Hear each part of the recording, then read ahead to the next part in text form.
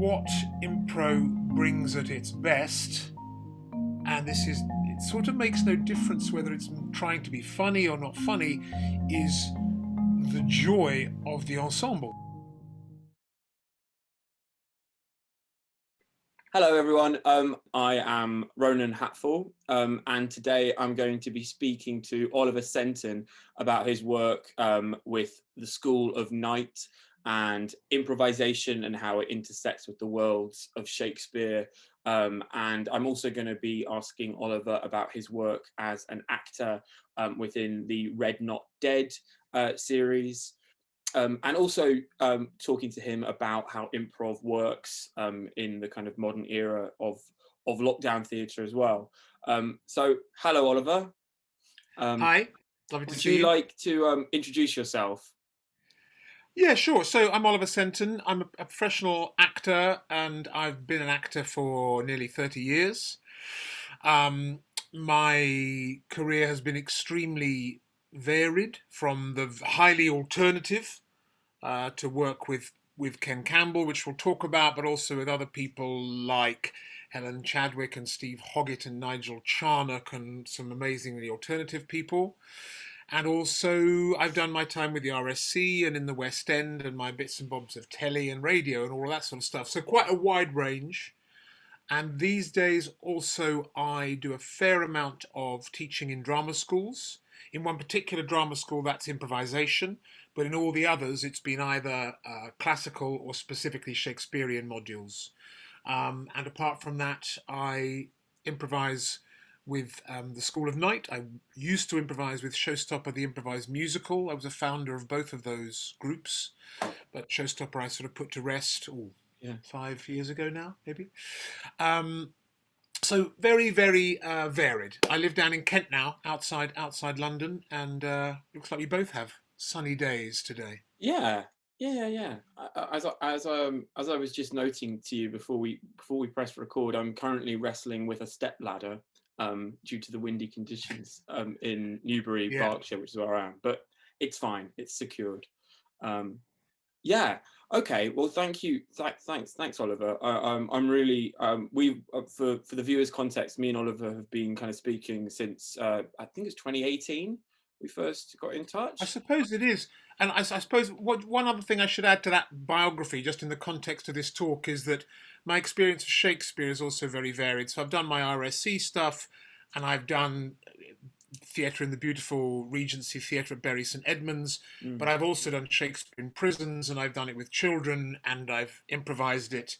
So also my contact with that as a form is very varied.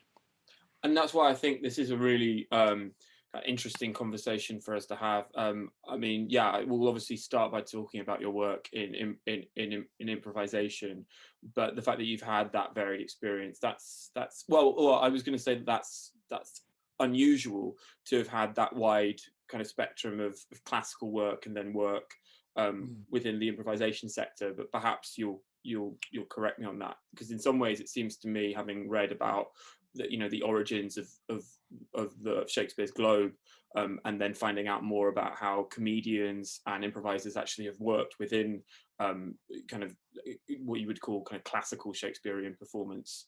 Yeah. That seems to not be so unusual, perhaps.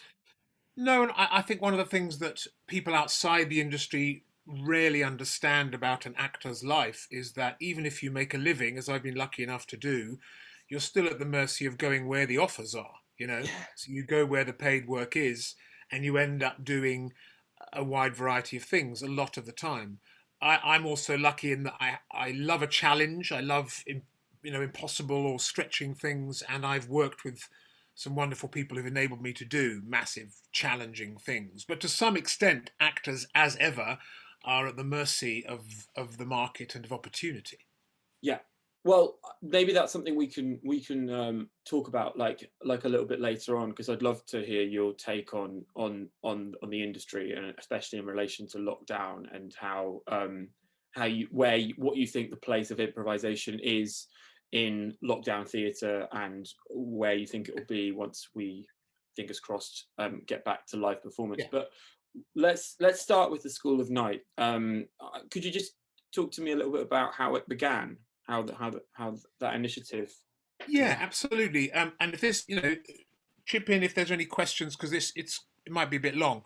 Um, we started as a group born out of work we were already doing with Ken Campbell in 2015. Ken was asked to the Globe to do the Shakespeare's Birthday Bash by Mark Rylance, then the artistic director. They were quite mutually admiring of each other, although they were very different animals.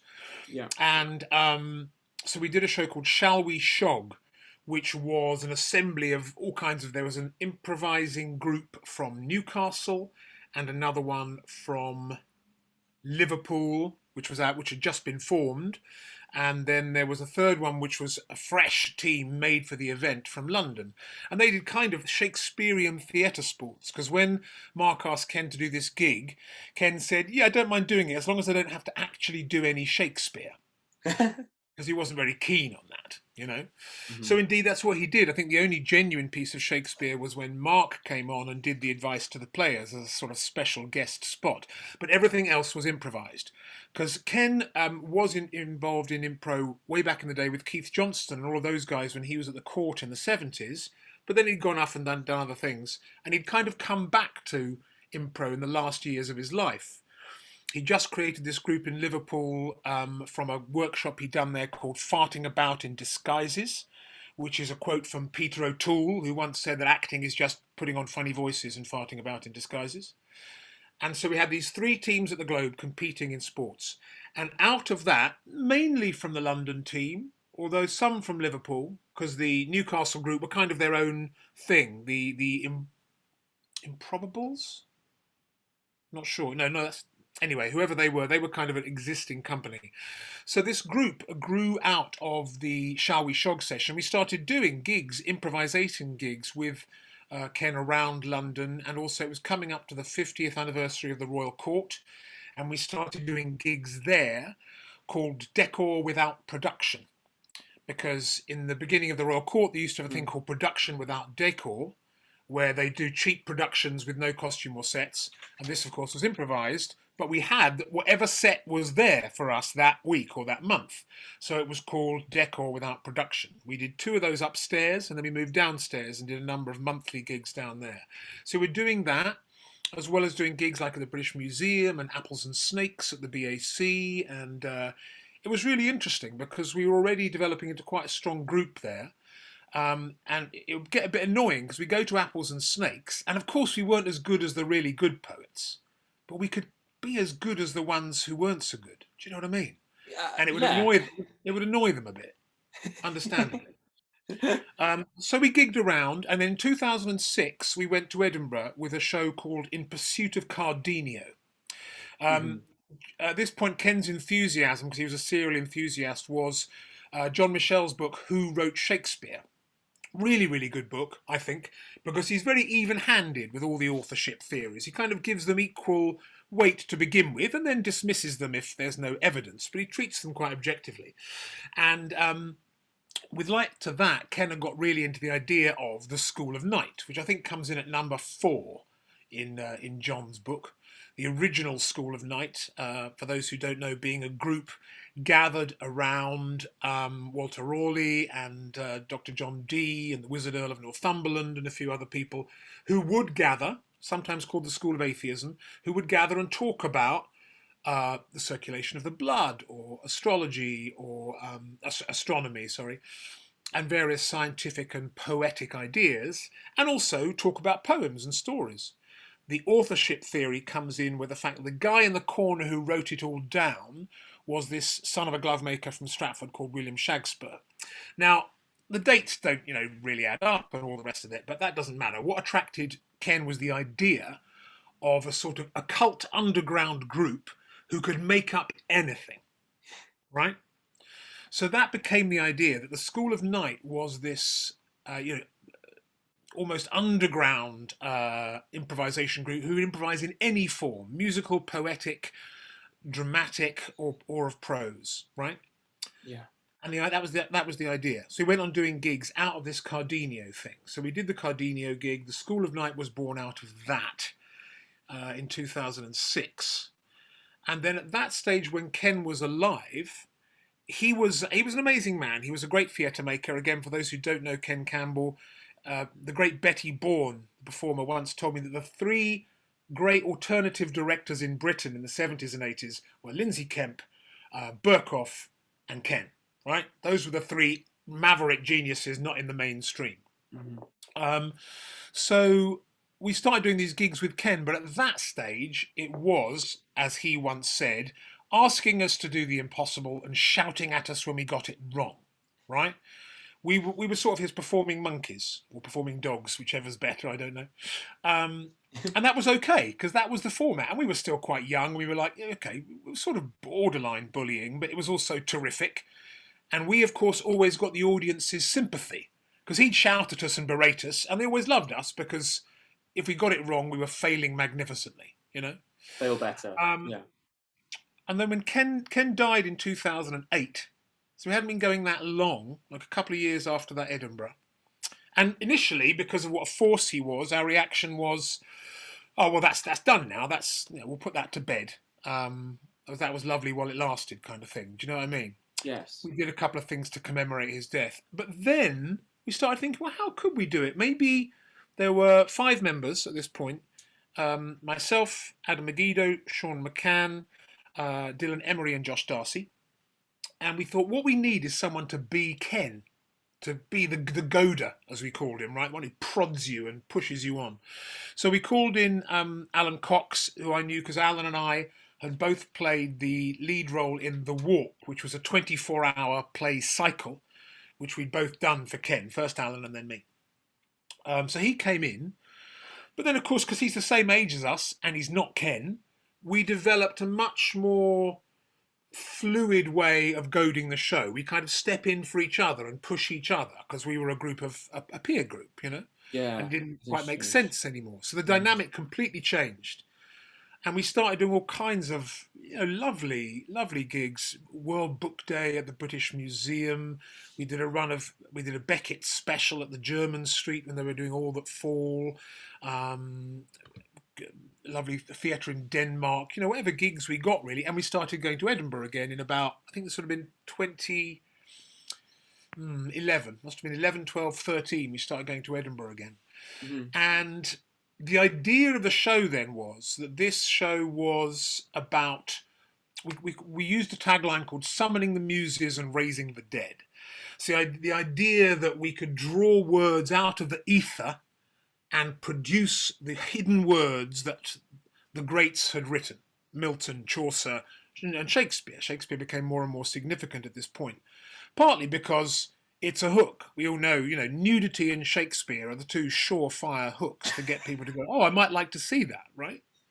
And if you can get both, then even better. Um, Not that you wouldn't have wanted to see, middle-aged men with no clothing. But Mm. so we started doing that, and we developed certain procedures, as we called them. There was always this nice tension in the show, I think, around that time, Yeah. 2012 to 15, where we were a school. We were there to demonstrate certain procedures, and it was sort of falsely rigorous. Yeah? And Mm. we had this, we were dressed very smartly, but in order not to get it too formal, we had these special boots. I brought my pair. This is Brilliant. my Newfie boots. We all wore these sort of woolly slippers, which went back to the fact that Ken hated shoes that clattered on the stage. Okay.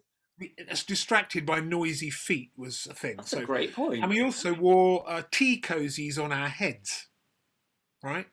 So that if it ever got to the point where we were taking ourselves really seriously, we were four men in early middle age wearing tea cozies on our heads at the end of the day. Do you know what I mean? So Yeah. that Yeah. was kind of an anti-hubris device, was to wear a tea cozy on your head, right? Yeah.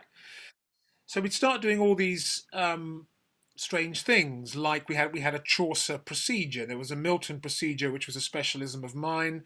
Sean McCann used to do a thing which was whereby we would improvise. He'd write a sonnet, an improvised sonnet, but he would write it down, having got material from a couple in the audience, while counting out loud from 100 to 1 Hmm. backwards.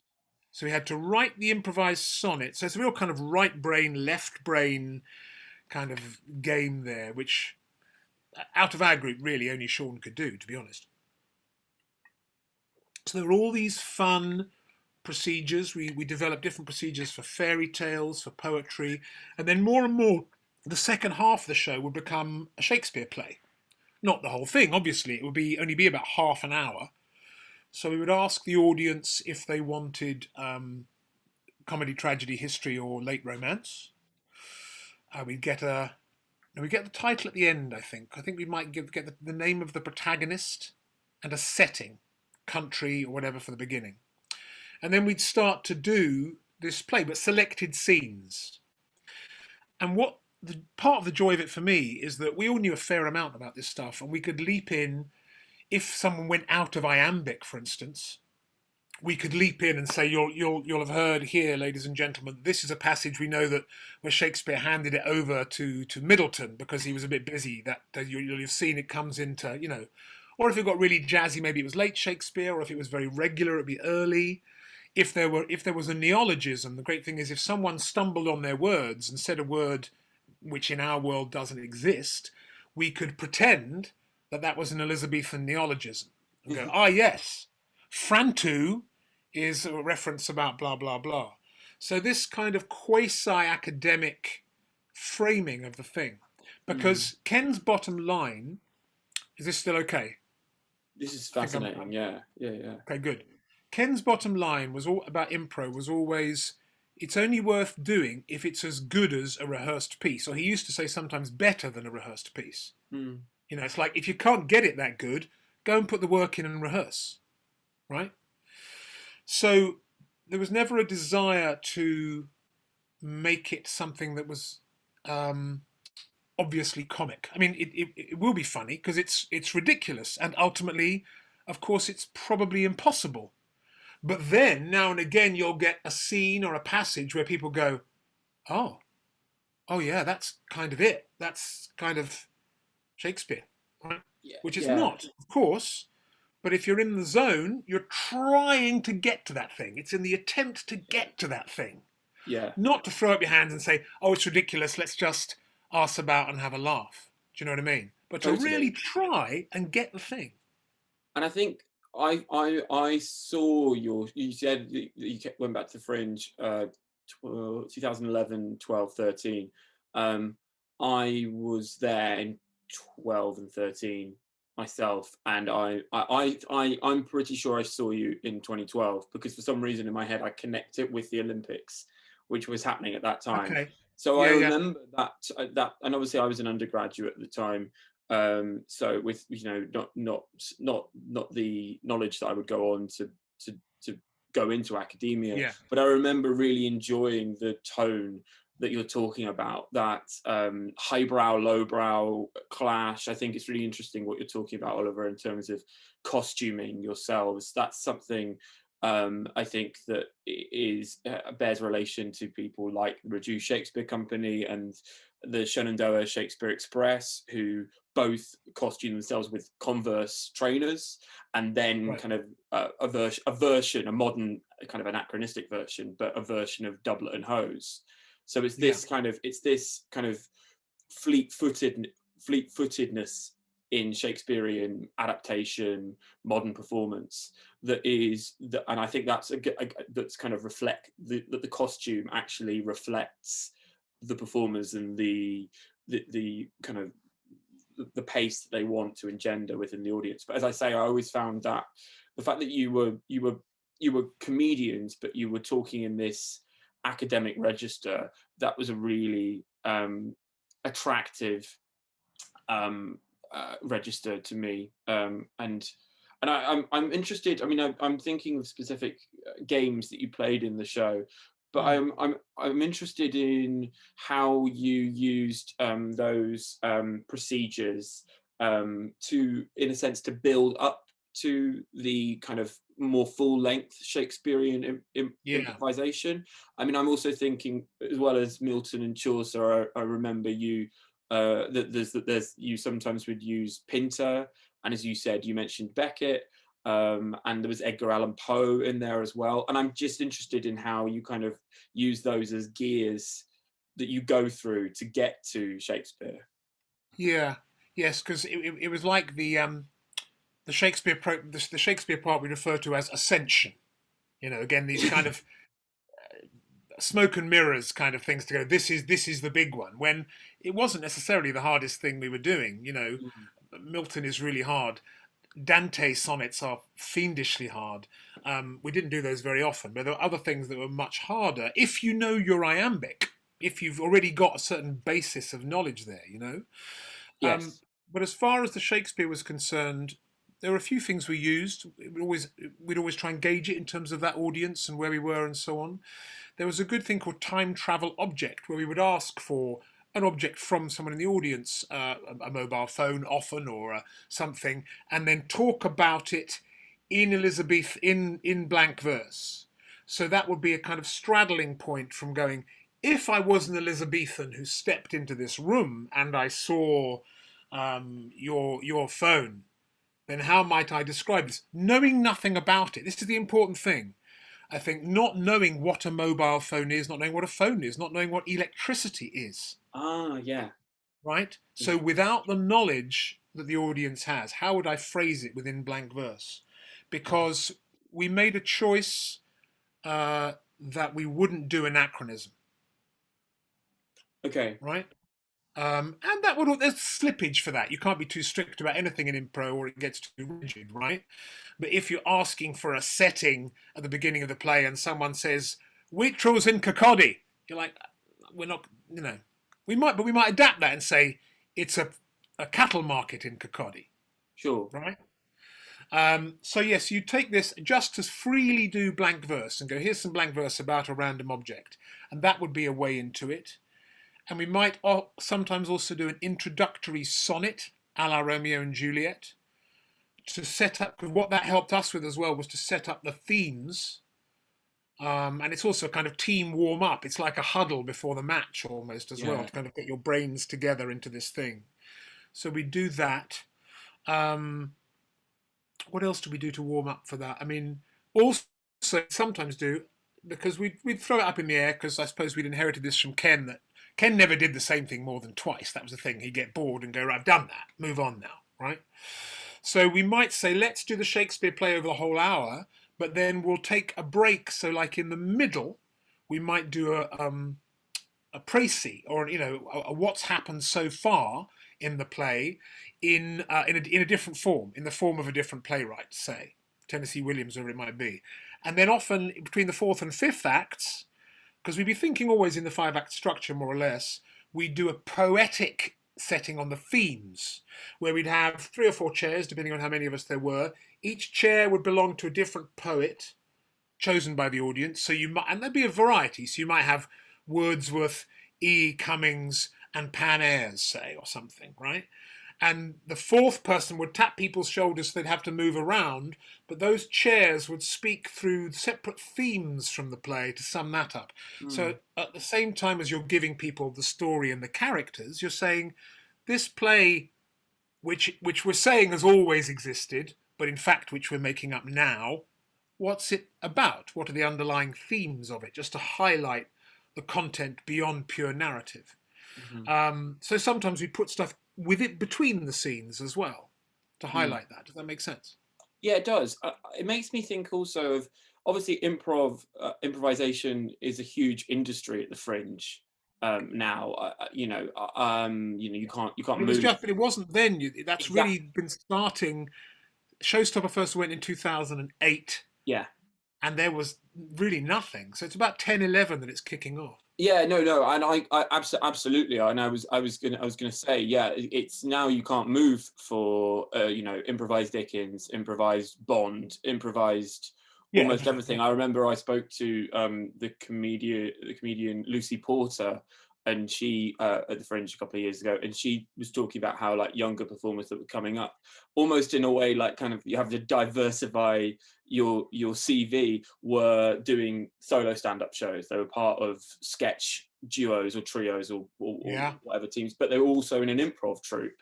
So it's almost like you have to kind of, in a gig economy, you have to have all these multiple skills. And what I'm interested in for you in the School of Night being kind of coming before it was ubiquitous, and a kind of a crowded market, is how in a show that was, from what you're describing, kind of self-consciously intellectual and academic in its presentation, but with Yeah, this kind of underlying element of the costume, reminding yourselves and the audience always that there was like comedy at the heart of it, and yeah, we're taking ourselves seriously, but we're not at the same time.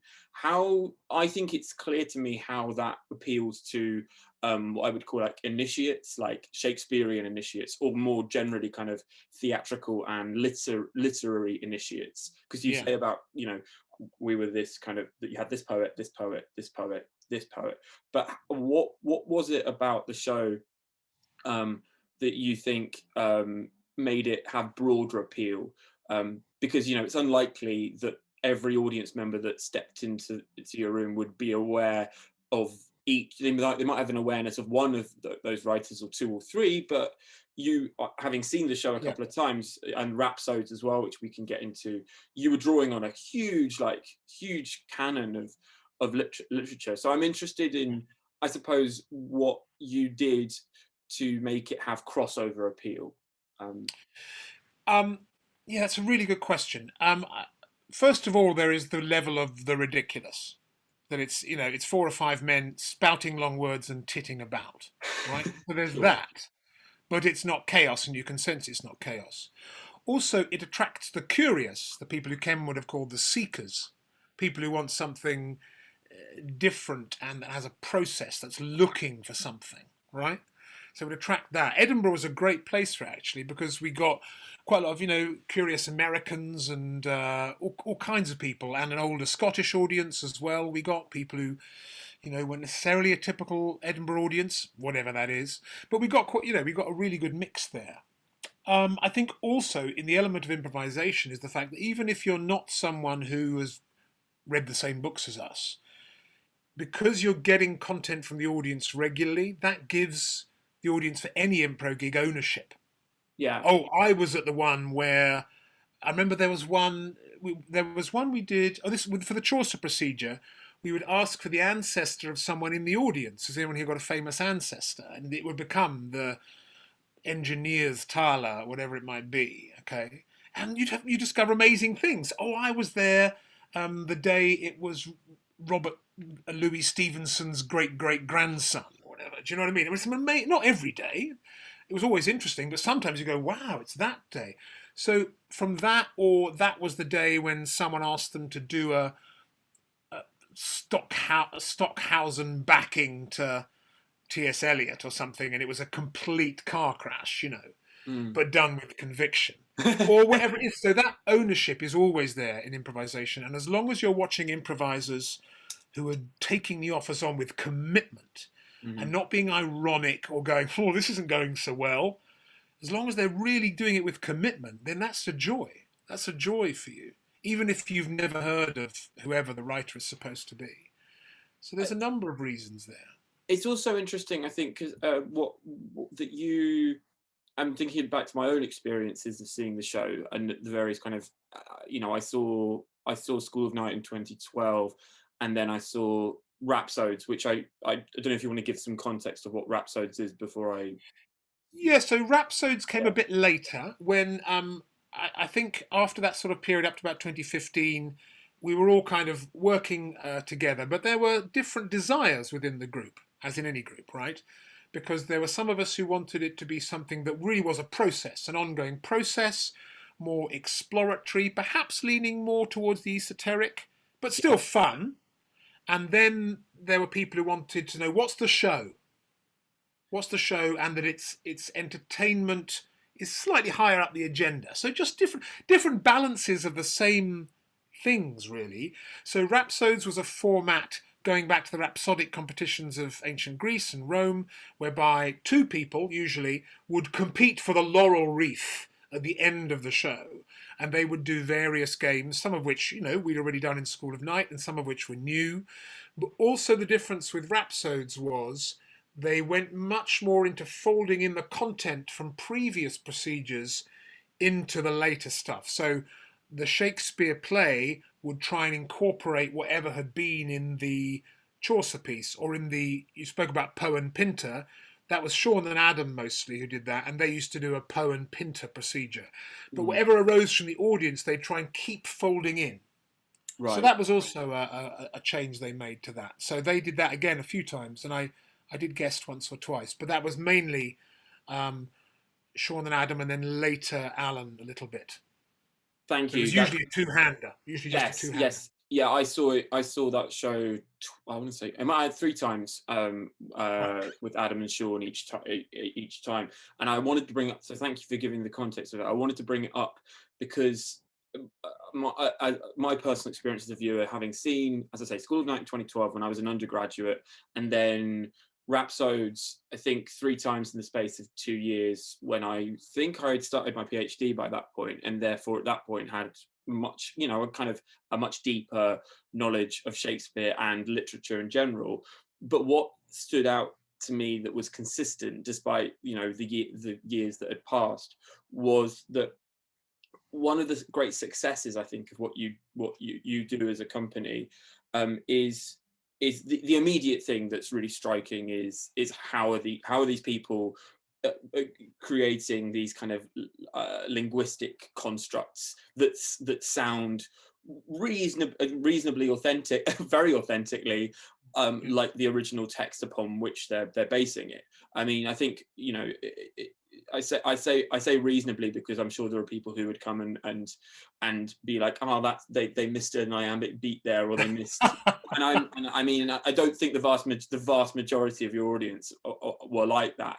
Because I think to any ear, trained or untrained, it sounds that's the magic of it, really. That's the gold dust. That's when you, Yeah. because not all improvisation, very few improvisation shows are like that.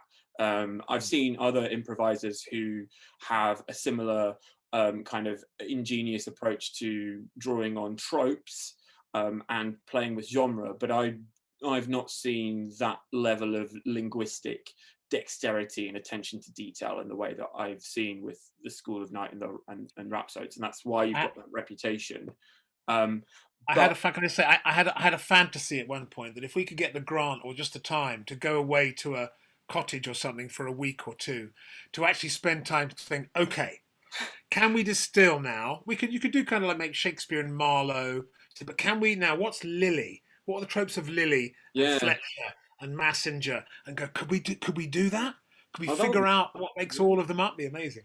I'm sure Andy would like it if you did a Lily one, of course. I think that'd I'm be sure he would. Yeah. I mean, that would be great. I think that sounds really fascinating. But I think what my question is to do with the fact that even though I'd say, like, for me, like, the gold dust is the linguistic expertise and attention to detail underpinning that, and this is where I initially kind of was so, like, drawn to your work, is riffing on tropes, on things that are in the cultural kind of consciousness. I'm talking about Shakespeare here specifically, although you Yeah. do it. I remember seeing the Pinter Poe. Um, what word did you use? Pinter Poe. Procedure. Pinter, thank you. Pinter Poe procedure.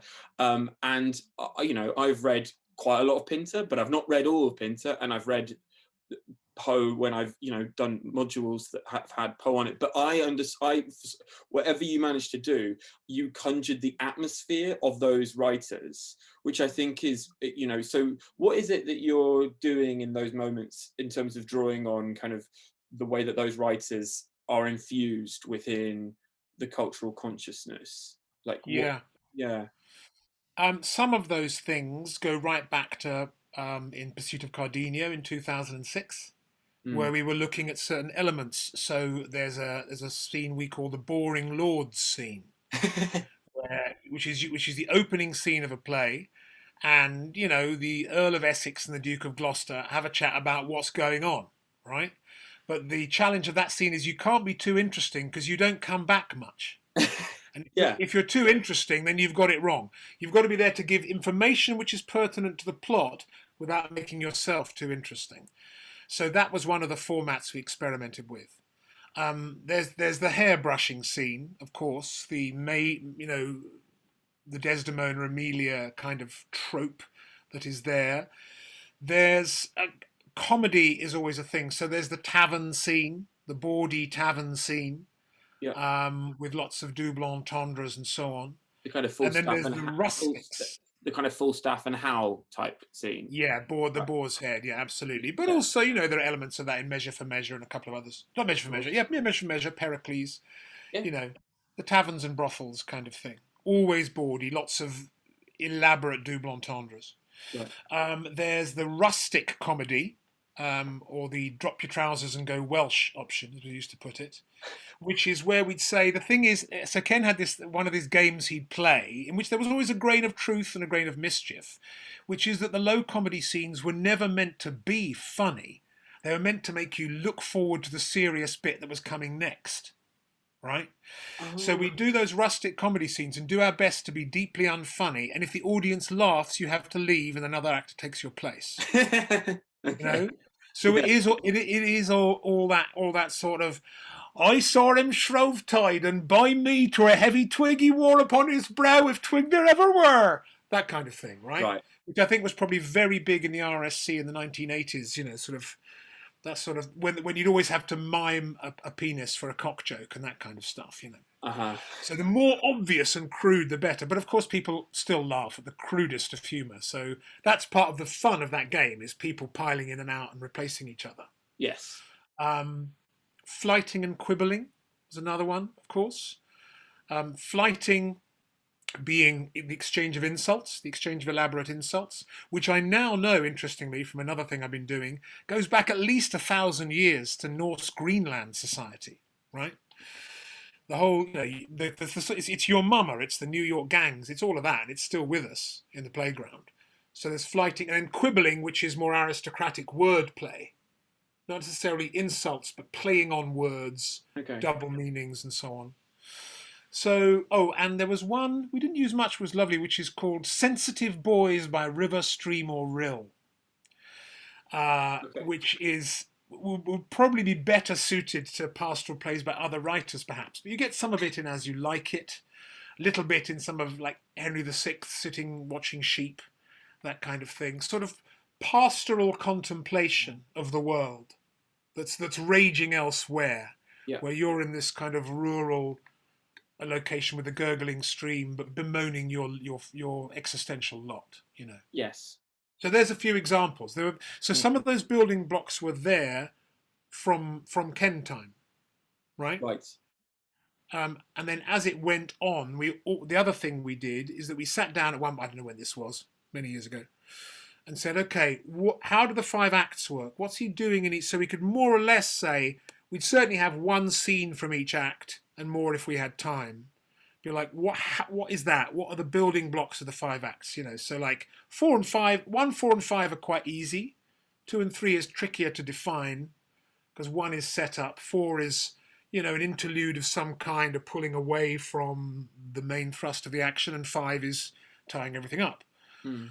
But we'd sit down and do that as well, so that we were more or less aware where we were in the arc of the story as well. So we'd know that, okay, we're coming, do you know what I mean? Where we Mm. were.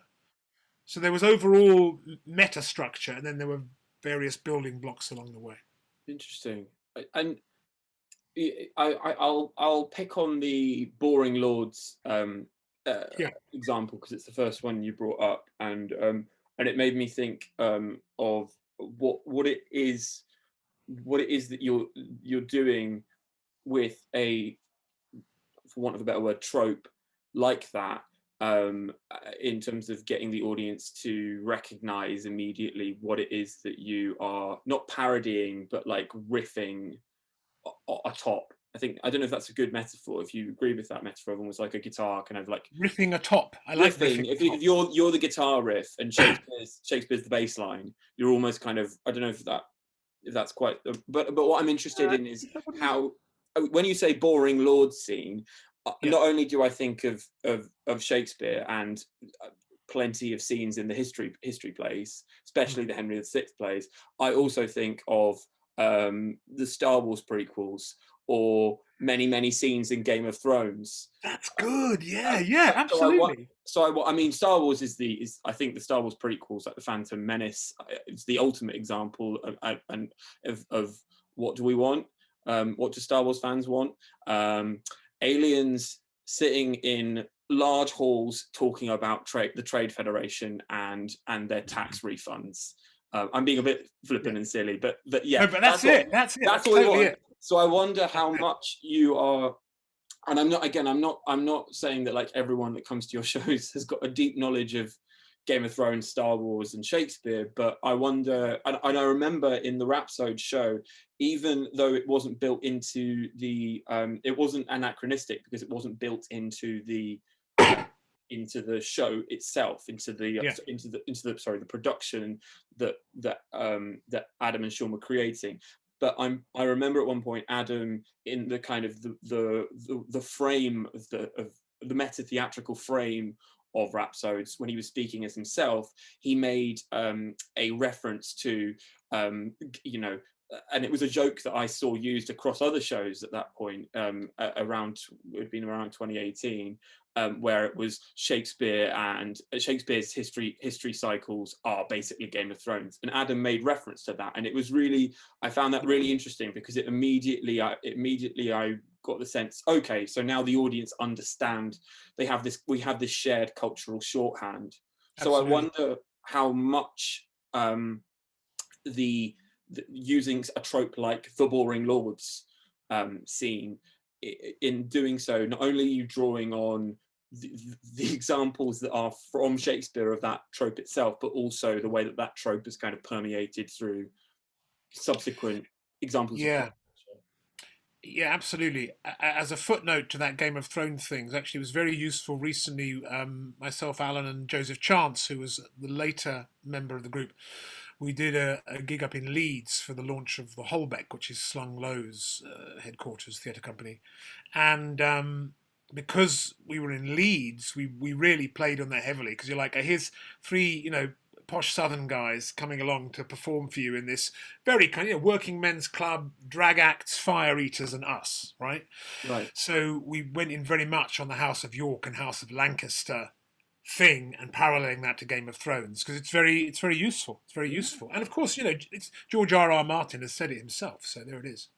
Um, as far as the tropes are concerned, like boring lords, there was a wonderful thing, a very flattering thing that a writer called Darren Ormandy said once, and he said, "What we're watching you do is it's like taking a rifle apart, looking at all the component parts, and then putting it back together again, so you know exactly how it works, Hmm. right? And there's no, it's a process of demystification in the obvious Ah. sense, right? So in one sense, what you're saying to those people is we're letting you know what world we're in because you will recognize this scene, as you say. If you haven't seen it in Shakespeare, you know it from other places. Two people who are telling us plot so we can get on with the interesting stuff a bit later, right? We Yeah. understand that. But also, I think, and I'm just thinking about this as you asked the question, this wasn't a conscious thing, is that you're letting the audience know they're in safe hands and letting them know we know how this stuff goes together. We'll give you a good time, hopefully, but let's just trust us a bit. Yeah. It's a gesture of trust as well, I think. So both of those things are going on. Fascinating. So I'm thinking this is a good point, to, because I was going to, we've talked a lot about the kind of the differences maybe between School of Night and Rhapsodes, and the games you were playing. Um, so one question I wanted to ask I wanted to ask about genre, which Yeah, you mentioned earlier about the fact that you would offer the audience the option of tragedy, comedy, or history. yeah, Um, I'd like to hear a little bit more about kind of why you gave the audience those choices, and also, not which one works best with improvisation, but so much as yeah, which was the most popular choice, and yeah, what points sometimes would you blend two of those generic forms. yeah, yeah, absolutely. Okay. Well, for one thing, it's coming back to the basic improv format. part of the structure, the game we're saying is you get to choose your own adventure, right? Yeah. What kind of thing do you want? You give a quick definition. Tragedy is the one, which has a central character who has a tragic flaw who will ultimately die, and probably quite a few other people will die along the way. Comedy, everything turns out okay. There is a wedding at the end, and it's more or less a happy ending, unless it's problematic. History based on something which has happened in our world, but again, probably quite bloody. There'll be lots of battles, lots of running about. And late romance, kind of a little bit weird. Gods and spirits can intervene and the supernatural can come into play, right? Okay. So you give them those four options. I would say history was always least popular.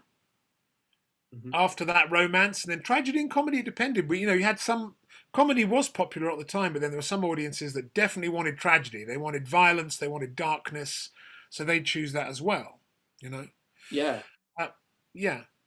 And perhaps they So also wanted to see, I suppose, something's always interested me is the fact that you, as improvisers and a type of comedians, maybe they wanted to see that very attracted to tragedy being kind of demystified, as you said, or the kind of the clash that would come from comedians staging a tragedy or improvising a tragedy. yeah, Perhaps. possibly. I mean, what's interesting here, just to put it into the mix, is that I think one of the things that made our group what it was, is that of the seven members in total, um, three of them are experienced classical actors and primarily actors who also improvise.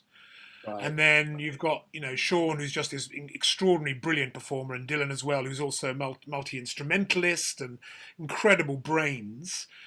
Josh, who was also an actor, but had spent a lot of time with Ken and was a brilliant ventriloquist. And Adam, who, of course, is a brilliant performer, but also a kind of directorial mind. And so it was quite a blend.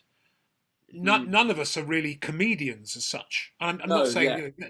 nothing wrong with that, but that created a particular texture in the Yeah, group.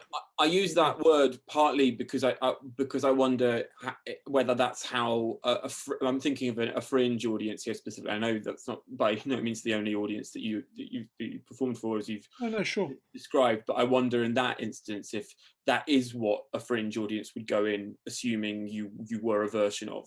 So that's interesting. Even that's a whole other conversation about audience perception of what do they expect from a comedian versus Yeah. a comedic actor versus an improviser. But maybe we should part that for another episode. Yeah, yeah, no, But absolutely, absolutely. But yeah, it's just interesting that in that expanding scene of improvisation, what was quite interesting, particularly in the earlier days, was that there were a lot of actors doing that stuff. So there's a big overlap between the worlds. mm, Do you know what I mean? totally. I Which think they it's really which interesting. and some groups are very different. Mm. It's really interesting to me the way you describe each of the company members having interdisciplinary brains. Mm. I mean, one thing I would love. I mean, without piggybacking another question on top of this question, Mm. something I'm really interested by is that maybe we can come back to later is how what your advice to aspiring improvisers is, and I think that maybe and is it helpful to already be kind of having multiple skills that you're treating not as distinctive things. You talk about music Yeah, and acting kind of in tandem with each other. Obviously, actor musicians that's a really kind of sought after thing right now. But yeah, I'm just interested in kind of how you get to that stage with those kind yeah. of skills. Before I answer that, have Yeah, I answered the previous question? please. I've kind of lost my thread a bit. You were talking about choosing the different building blocks, Yes. different choice of the play, and just tell me again what you were asking about that.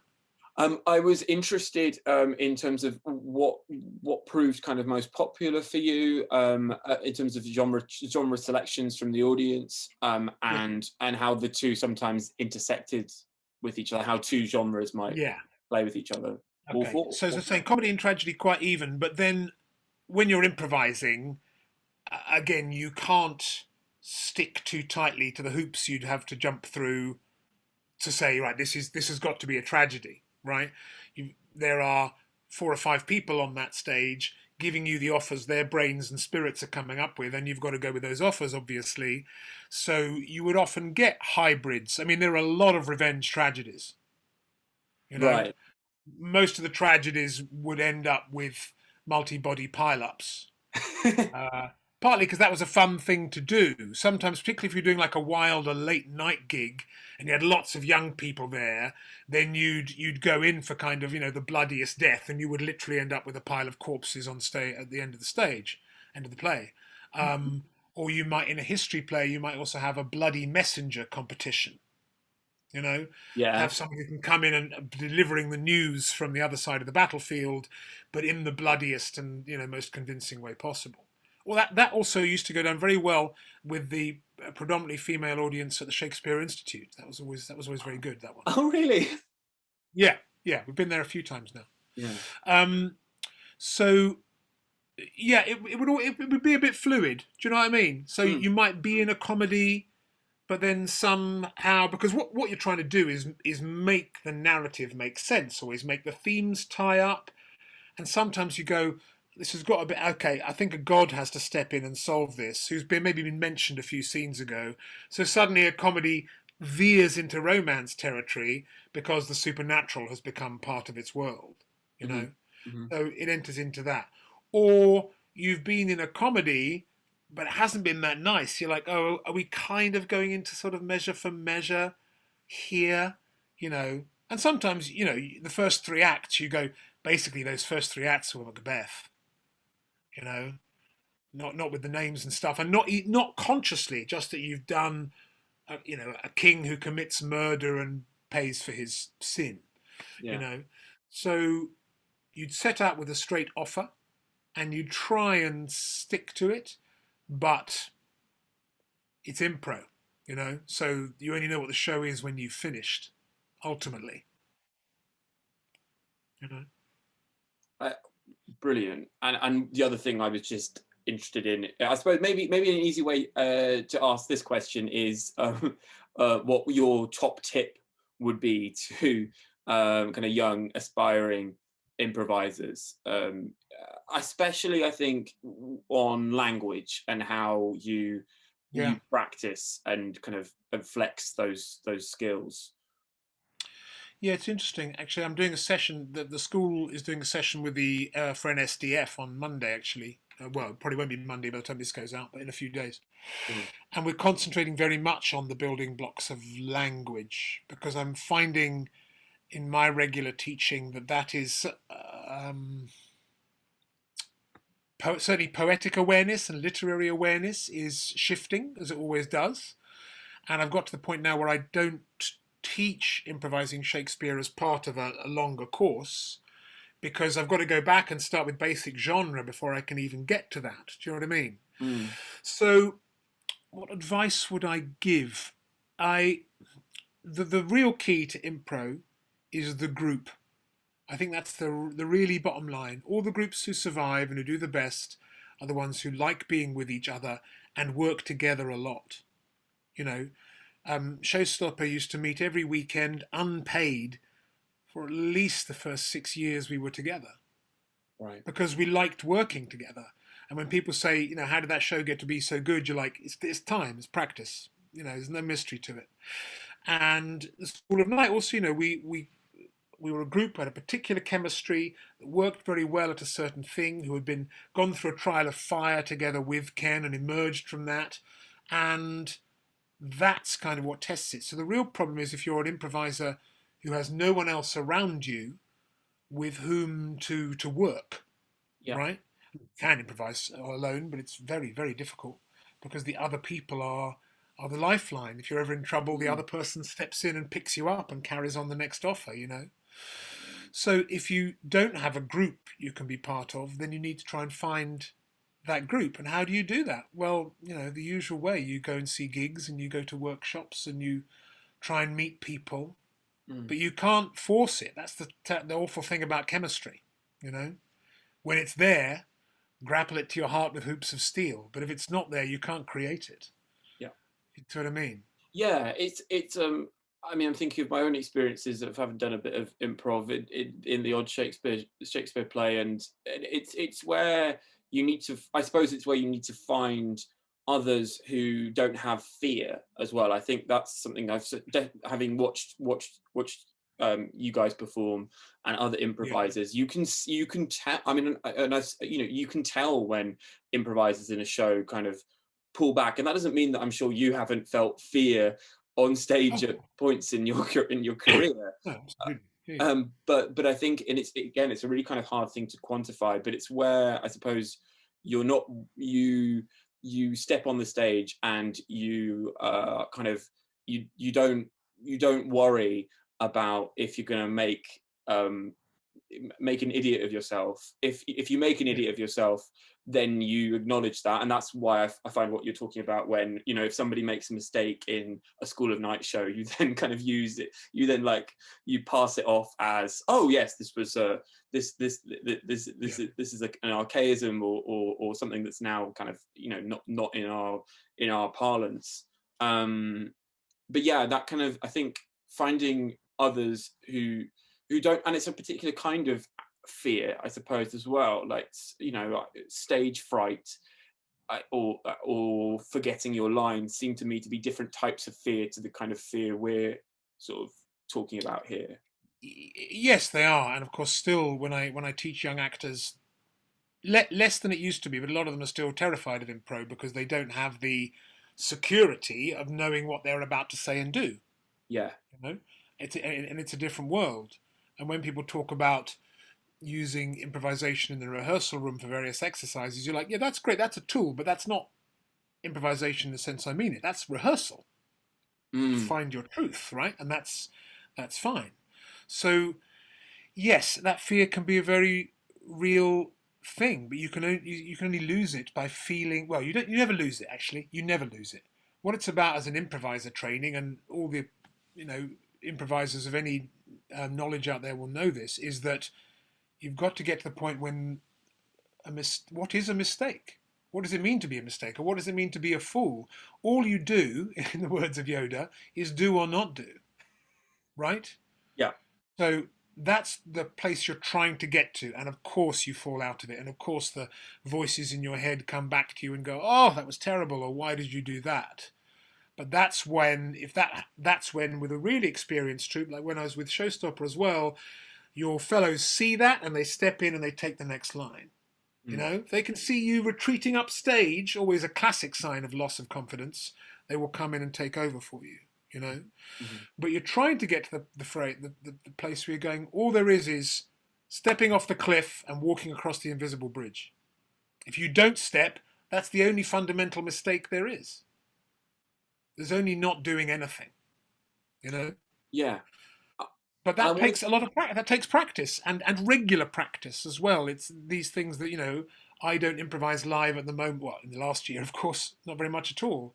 And when you don't do that, just like singing or running or playing the violin, your muscles atrophy and you have to get back into practice. Yeah. Uh, and I was going to actually ask you a question there. You brought up Showstoppers again. Obviously, we're focusing on the School of Night Yeah. today, but there is one question I wanted to ask about Showstoppers in relation to the School of Night, Mm. which is, well, I suppose it's actually two questions. One, did the work of the School of Night kind of influence and inform the development of Showstoppers? And the other question would be, what do you see, if any, the relation uh, between improvising Shakespeare in the School of Night and improvising musical theatre in Showstoppers? What is similar, you saying? Yeah, I mean, yeah. What are the kind of points of linkage, and what's yeah, Okay. yeah, Okay. Um, so School of Night started very first in 2005. The very first workshop for Showstopper was the end of 2007. So there's a slight mismatch of time there, but when we first went to Edinburgh to do Showstopper in 2000, well, our first gigs at the Hen and Chickens, the beginning of 2008, one of the functions of the School of Night is that, so both of them were born out of our work with Ken, both of them. So they both were born of that Godhead. That's not too grand a word. But because, as I said, Ken never liked doing the same thing, there was a definite focus, mainly from Adam and Dylan, that they wanted to find out what the structure was of Showstopper, and they were working towards that.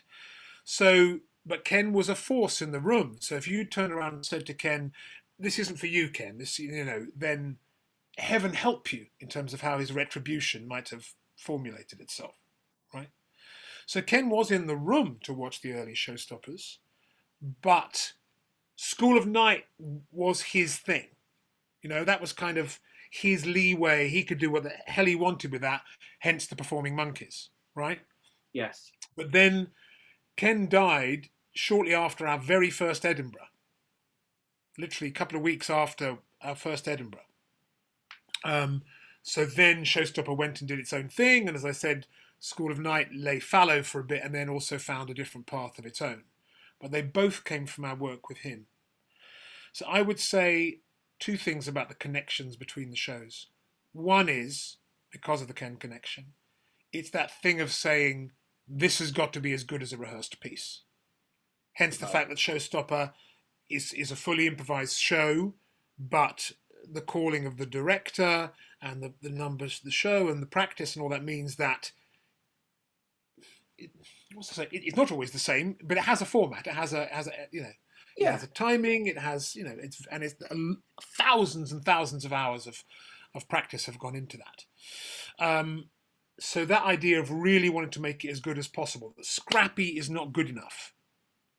Apologizing for yourself is not good enough, and not getting it right. What is it? But not committing is not good enough. You know. But again, that takes practice and time. So I think the two shows have that in common. And also, from an improvisatory point of view, they have in common the principles of how we've trained as improvisers. Mm-hmm. What's interesting in terms of the British culture of impro is that since we all came together, the Showstopper lot and the School of Night lot, none of us trained as improvisers. None of us did courses, or Mm. any of that. We learnt with each other. We learnt on the hoof. Dylan and some of the couple of the other members of School of Night of Showstopper had already improvised in kind of other comedy formats. But basically, we were actors or other people who had never improvised, and we learnt by doing. Mm. And it was the same with School of Night. We learnt by being shouted at Ken and going at it again and throwing ourselves at the wall again. So that created a strong union of groups. It means the principles we sit on are not the same as people who have gone through training courses since then. The scene has become a lot more Americanized in terms of how people are trained, and that's fine. There's lots of wonderful teachers out there, but I have a problem with the idea of there being levels of achievement in improvisation. For me, the Mm. whole point about improvisation is that other than your how slick you are, how generous you are, how kind you are on stage, how well you can commit yourself to the scene, beyond that, there isn't a question of better or worse. You know, Mm. there's just people who have worked well together on stage and who don't. So the idea of there being starter and intermediate, that's nonsense to me. For me, that's completely against the principles of what improvisation is about. And that's only come in the last 6, 7, 8 years. Right. Do you know what I mean? Yeah, and I think that to go back to the kind of the point about fear, I I mean, having done started to teach a little bit of improvisation myself last year at Warwick where I teach, I think that that as you say, kind of it having a kind of levels, if you want to use kind of the metaphor of like a kind of a video game of like levels that you can ascend through various stages to kind of reach the zenith of being an Yeah, improviser, that can only feed the fear, um really. um yeah. absolutely, absolutely. What the gift it gives to the world is about rediscovering the spirit of play, which Johnston would have been all for, and which we have had, most of us, coaxed out of us over a long, very long period of time until Yeah. to be childish, to be childlike, is frowned upon. Sort Keith, of generally. that's Keith Johnston you're referring to there, isn't it? Sorry, yes, yes, Yeah. sorry. How much of his? Could? How much are you influenced by him? By his kind of guiding principles? I think the world of impro is massively influenced by him, Hmm. although we are living. The thing was, we're living in a post-Johnston time, but A, he's still with us, and B, no one's written the book that becomes the new book, right? I mean, there's Yeah, some nice yeah, books out there. I like Mick Napier's books are very good. I like those, The Scene Inside Out, and but no one's written the new book.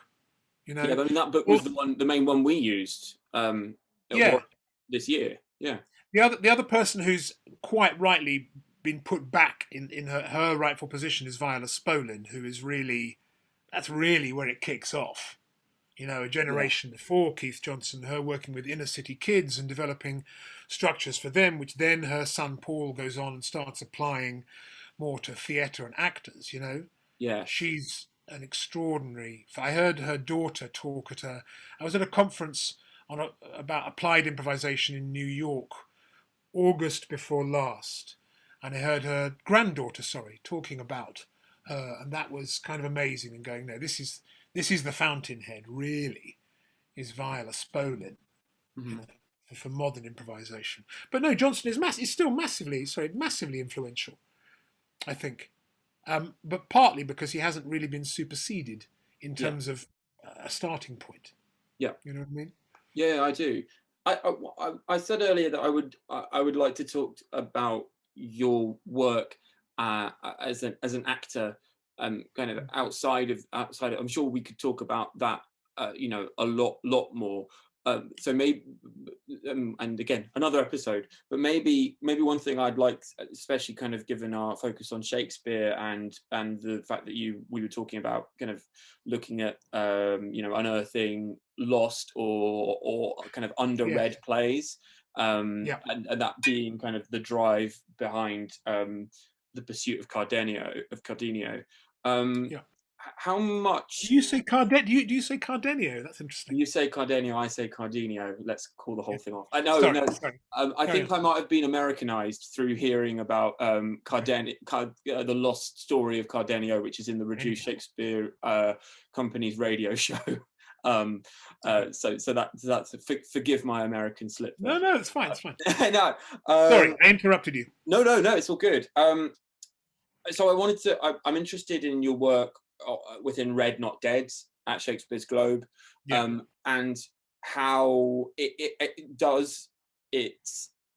does your work there link at all to any of this experience as an improviser with the School of Night?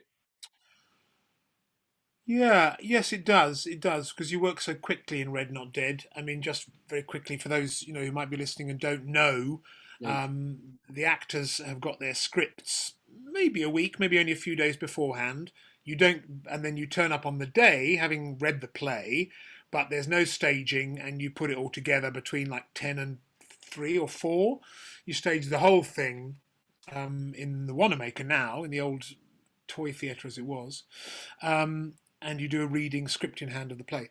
So you work incredibly fast, and you have to be open to what the text is saying to you. So you've got the words as an extra input, right?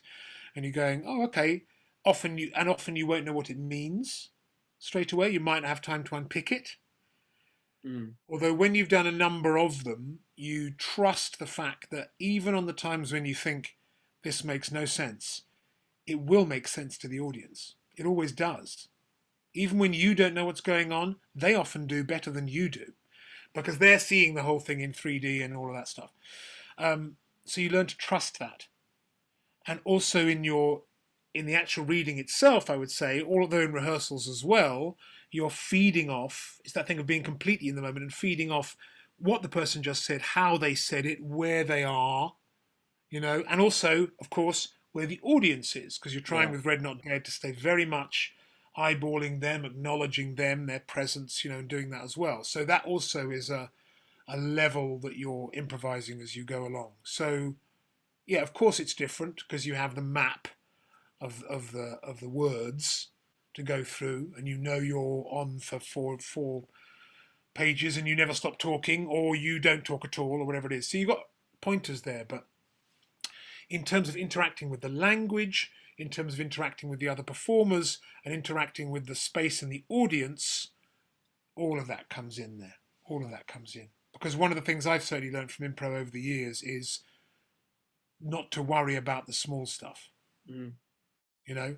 And like what it is, it is. So where I'm standing and I just said that thing, I'm not going to say to myself, oh, you got that, you made a really terrible job of that, because I'm already on to the next moment. So forget it, it's gone. Okay. That's the big lesson of improv, I think. Yeah. Okay. Great. So I think to kind of to finish the episode, Mm. the question, the kind of final question I really want to ask is what do you think the place of improvisation is Mm. in lockdown theatre, and how have you as a teacher as a tutor of Mm. improvisation made it work in lockdown? So three questions. Again, I say one question, not two questions, but three questions. What's the first? And the third question, thank you, Yeah. is what do you think the world has in store for improvisation on the other side? Well, If you that's an think exciting that, one. like, if you think that it'll come back with a bang, or if you think kind of more work is needed, or if you think the fact that you've had to do online work will impact what you do face to face at all. So yeah. Okay. Um, I need to ask you first. What when you say lockdown theatre, do Yes. you mean actual shows in auditoriums without audiences? What do you mean by that? That's a very good question. No, I mean in this instance, I mean online lockdown theatre Okay. that is made for online consumption Okay. and made within kind of online parameters, like Rob Miles's The Show Must Go Online. Yeah. Yeah. Cool. Yeah. Okay. Good. I suppose just because I would. It's interesting the vocabulary that I would call that performance. I Yes, wouldn't call yes. it. I wouldn't call it theatre Okay, because for me, and this has been confirmed by this massive process we've been through. Ultimately, theatre is about real time shared space. right. You know, for Hmm. me. But we won't go into that now. I would say, from what I've seen online, what impro brings at its best, and it sort of makes no difference whether it's trying to be funny or not funny, is the joy of the ensemble, really. You know, my son has really enjoyed the Mischief movie nights, as have I. We've watched a few of those because he really loves those. Of course, they're in their own studio with no live audience. They have an on-screen Zoom audience.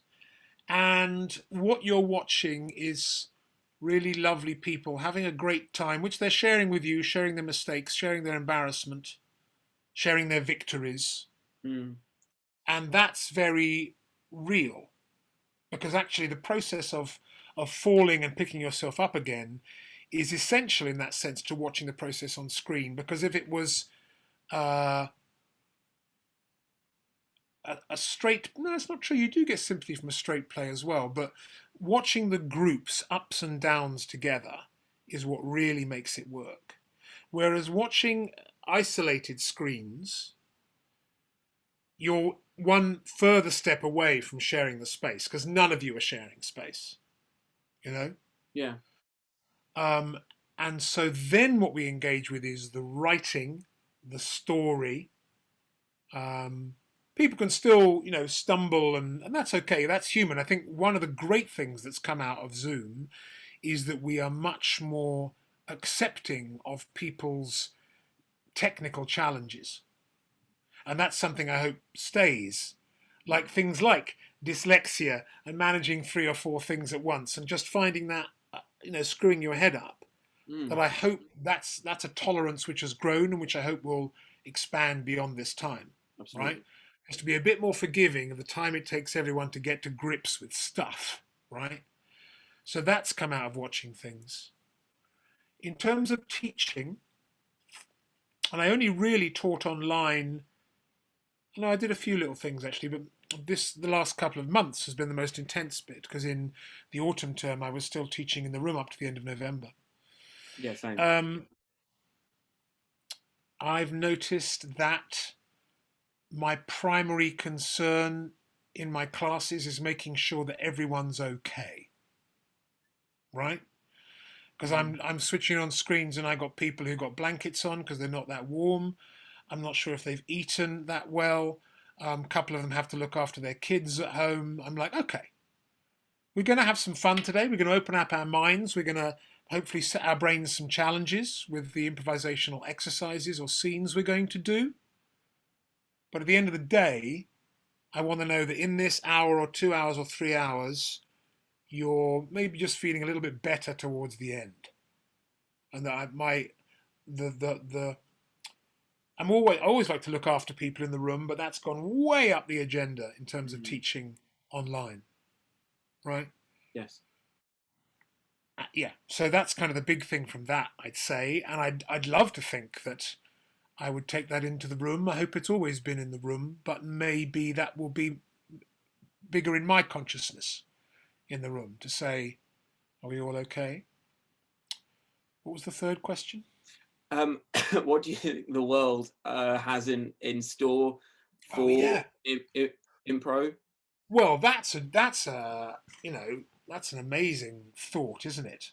I um I am excited, although I think we're probably not going to really know for another year or so what that's Yeah, going to be. I mean, stuff will be happening. Obviously, seasons are being announced now and all the rest of it. But they're still going to have socially distanced audiences, at least for the next 6 months. yeah. So that's still not going to be the same. Hmm. Um, but there'll be some fascinating work, I'm sure. In terms of improvisation, yeah, I mean, it's a really interesting one. It's a really interesting one. I think that perhaps the shared nature of impro, the personal nature, the ephemeral nature of impro, will be needed more. Maybe, maybe. I think so, and I think one thing I'm thinking of is the kind of actor audience divide and the lack Yeah, thereof. I know that that's not true necessarily of all impro, but certainly again thinking back to Rhapsodes, the way that Adam and Sean would like traverse the audience. And it was always a very kind of, it was always, again, it was that balance between feeling like a safe space in that it was, I mean, there's plenty of daring, exciting Edinburgh performances where the audience is supposed to feel kind of fearful, and kind of and uncomfortable, yeah, but what Adam and Sean and what and then you and everyone else in School of Night made you feel was you felt like the divide was kind of being kind of broken down, and that wasn't always just through audience suggestions and the things you were talking about earlier, where the audience felt directly invested in the improvised narratives you created. Like the famous relative thing, which is such a great idea. yeah, But also because of roaming through the audience, which I guess is something that will be much more difficult when we go back face to face initially, and also yeah, the kind of how do we break down the potential stigma that, I mean, we don't know this yet of people. Will people feel comfortable with actors roaming in and about them? um, yeah. and I think I think you lose eventually, something from a I think show they if the will. actors can't do that in this kind of show. Sorry.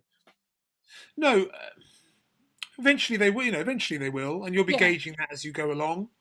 You know, if it's a socially distanced audience, then yeah, you're obviously you can't go out between them because you'd be automatically breaking the boundaries, right?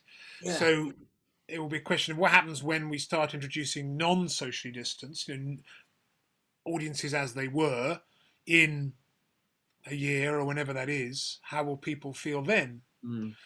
I think I would hope that if you don't want to be in a non-socially distanced situation, then you won't be there. You Yeah. know, why would you pay to come and sit in the dark right next to a stranger if you're not then willing for another stranger to come up and talk to you? That Yeah. would be that would Yeah. be bizarre, wouldn't it? I just think that it's the thing of because at the moment, we're so conscious of these rules that we are rightly kind of adhering to because of the Mm. kind of the very nature of improv and the uncertainty, and that's partly what you buy a ticket for. You buy a ticket because you don't you want, it's the, coming back to the thing you were talking about, kind of the fact that Showstopper has this structure, which I think actually is part of why people come back to that show again and again and again, because they like the comfort of knowing that Sean or whoever it is sitting there ready to take the call. And the first time you see that, that's there is a hook within this. And the second, third, fourth time you see it, you're like, oh, you're in safe Yeah, hands. yeah. But it's also the kind of the uncertainty. It's this whole thing, the balance between surety and uncertainty that I think kind of powers shows like Showstopper and the School of Night, and how an audience will respond to that initially post lockdown. I'm not sure, but yeah, No, I'm not sure either, obviously. But it's like Phelan McDermott always says that theatre exists in the things that go wrong, yeah, not in the things that go right. And it's if we go and see a gig, if we go and see an orchestra, we can't guarantee, that orchestra is going to get everything right. no, Right? If we go and see a West End musical, I mean, it's probably going to be the set that doesn't move, but nonetheless, we can't guarantee, you know, even in the biggest. I did a year in Mamma Mia, that's a well-oiled machine, but stuff can still go wrong. People get ill, etc., etc. mm, So that's always part of our thing. Is that what we're watching? The law of entropy is acting fantastically against it all the time, and yet it manages to get through those 2 hours and entertain us and tell a story despite all the laws of probability. hmm You hmm know, so that's kind of there in any good theatre. I often talk about this that most of the things we remember as being the most vivid, even in a rehearsed piece, is the stuff where we literally didn't know what was about to happen. You yeah, know, and sometimes when you watch a performer like Nigel Charnock, who was a great genius, God bless him, and you watch Nigel doing one of his one-man shows, and you're like, I've no idea, I don't know what you're going to do, you know. And we want that mm, because if we knew exactly what was going to happen, that wouldn't be entertainment, would it? no, no, no, So we do need that. yeah, no, But we really predicting do. it is hard.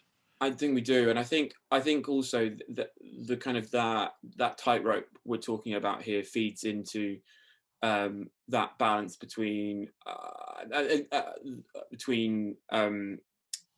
taking forms like Shakespearean comedy or tragedy and musical theatre, forms which we go to the theatre expecting a certain thing out of them, and Yeah, you are both confounding our expectations about those things and absolutely adhering to them. And I mean, the pleasure of in Showstopper when you start, I remember when you started bringing in Hamilton, kind of elements of Hamilton into it, and that was kind of incredibly when Hamilton was kind of bursting yeah, onto the kind of yeah, into the kind of the cultural consciousness with such force. That felt really exciting. It felt because it felt kind of authentic and inauthentic at the same time. I think it's that really. It felt like we were sitting there being like, we're getting Hamilton in front of us, and we're sitting in an Edinburgh Fringe theatre. We haven't had yeah, to yeah, go take a trip out to London and fork out, I don't know, however much premium tickets for Hamilton are. But at the same time, it's got that kind of like parodic, transgressive edge to it. Yeah. Well, there was another. There's a great question that back in the day when Ken was rehearsing his production of, I think it was Illuminatus, he had it painted on his rehearsal wall in big letters. It just said, "Is it heroic?" Right? Right. And that's a good question to ask whenever of anything. Is it heroic? Are you trying to attempt something that's really hard to pull off and amazing and fun for people when it does happen? Then try and do it. Yeah. You know. Thank you so much for your time, Oliver. Thanks, mate. It's been really, really good to chat. And good luck with your forthcoming projects. And thank you. Yeah, really excited to see what happens on the other side. Absolutely. Thank you. Thank you.